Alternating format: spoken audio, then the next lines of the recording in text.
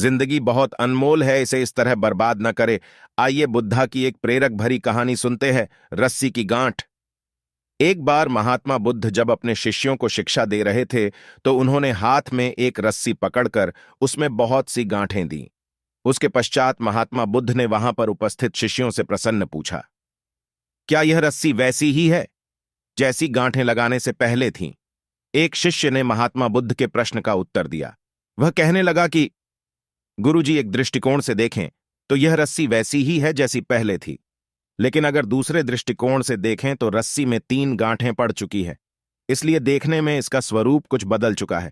लेकिन एक सत्य यह भी है कि बाहर से देखने पर चाहे इसका स्वरूप बदल चुका है, लेकिन भीतर से इसके बुनियादी रूप से यह पहले के जैसी ही है। शिष्य का उत्तर सुनकर महात्मा बुद्ध संतुष्ट हो गए। उसके पश्चात महात्मा बुद्ध ने कहा, मैं रस्सी की इन गांठों को खोल देता हूं। महात्मा बुद्ध रस्सी के दोनों सिरों को पूरी ताकत से खींचने लगे। फिर उन्होंने शिष्यों से प्रश्न किया कि क्या इससे गांठें खुल जाएंगी? इस शिष्य ने तुरंत उत्तर दिया, नहीं नहीं, इससे तो गांठें और अधिक कस जाएंगी। यह सुनकर महात्मा बुद्ध ने पुनः एक प्रश्न किया, इन गांठों को खोलने का क्या समाधान होना चाहिए? शिष्य तुरंत बोला, गुरुजी, हमें इन गांठों को ध्यान से देखना चाहिए कि इसकी गांठें कैसे लगाई गई हैं।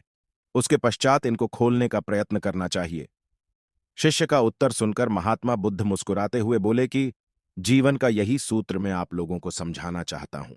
आप जीवन में जब कभी भी किसी समस्या में फंसे तो सबसे पहले उस समस्या का कारण ढूंढे और फिर उसका निवारण करें।